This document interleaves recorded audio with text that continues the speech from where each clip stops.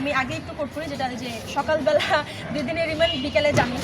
তো এটা খুব ফ্রেমিং, আমি যেটা বলি শব্দ খেলা। আমি শব্দ খেলা যথেষ্ট অপছন্দ করি, আমি আজকে প্রেস ব্রিফিংয়ে সেটা বলেছি। শব্দ খেলা জুলাইয়ের সাথে যদি কেউ করতে চায় সেটা আমরা কোনোভাবেই বরদাস্ত করবো না। এবং সুরভির ক্ষেত্রে যেটা হয়েছে, আপনি বলতে পারেন যে এখানে আইনের অনুশাসনটা আমরা ঠিকভাবে দেখি।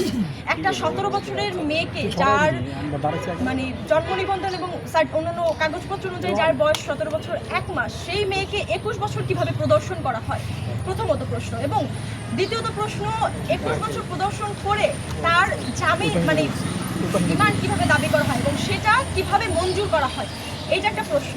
এবং আমরা দেখেছি যখন আমরা উচ্চ পর্যায়ে কথা বলেছি, মন্ত্রণালয় সংশ্লিষ্ট সরাসরি যখন আমরা আইন উপদেষ্টার সাথে কথা বলেছি, তাকে সরাসরি যখন বিষয়গুলো অবগত করেছি এবং সংশ্লিষ্ট ডকুমেন্টস যখন সাবমিট করেছি, তখন তিনি বিষয়টি নজরে নিয়েছেন এবং তৎক্ষণাৎভাবে ব্যবস্থা নিয়েছেন।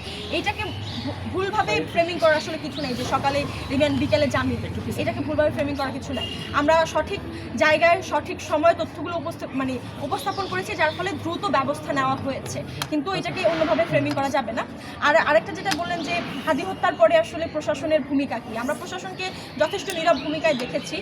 একটা লোক প্রকাশ্যে গুলি করার পরে কয়েক ঘন্টার মাথায় তার পরিচয় উন্মোচন করা হয়েছে, সোশ্যাল মিডিয়া থেকে শুরু করে ওপেনলি উন্মোচন করা হয়েছে। সেই লোক কিভাবে বাংলাদেশের বর্ডার পার করে অন্যত্র চলে যায় এবং গোয়েন্দা সংস্থাগুলো বিভিন্নভাবে তথ্য দিচ্ছিল যে অমুক অমুক জায়গা দিয়ে অমুক রুট ধরে তারা পালিয়ে গিয়েছে, কিন্তু গোয়েন্দা সংস্থাগুলো কেন তাকে ধরিয়ে দিল না কিংবা তাকে ধরানোর জন্য প্রয়োজনীয় ব্যবস্থা নিল না, এটা আসলে আমাদের প্রশ্ন। এবং সেই জায়গা থেকে বলতে চাই যে প্রশাসন অত্যন্ত নীরব ভূমিকা পালন করেছে। প্রশাসন যদি শুরুতেই অ্যাক্টিভ থাকতো তাহলে তাহলে আসলে হাদি ভাইয়ের সাথে এই ধরনের ঘটনাই কখনো ঘটতো না।